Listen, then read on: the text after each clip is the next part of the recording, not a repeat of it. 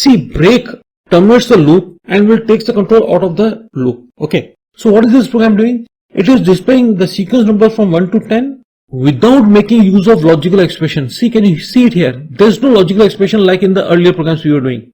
So what is this 1 doing here? 0 is considered as Boolean value false and non-zero values are considered as Boolean value true. So what is this 1 doing? This is making this while loop as infinite loop.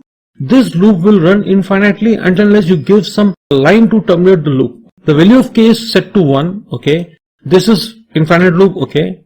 This is the part of while loop only. And this break is a part of if statement. Print k, the value of k is 1, so it will display 1. The value of k has become 2. Is 2 greater than 10? No, so control will go at the top. This logical expression is always true, so it will come here. Print 2. 2 plus 1, 3. Is 3 greater than 10? No. 3, 4, 5, 6, 7, 8, 9 and 10. After that the value of k will become 11. Is 11 greater than 10? Yes. Break. So the while loop will terminate and will come out. You can replace this 1 by Boolean value true. This will also do the same thing. First let's see the output of this program. It will display the sequence numbers from 1 to 10 through infinite loop. Let's run this. See 1 to 10. Okay. And you can remove this 1. You can replace it by the Boolean value true. This is case sensitive.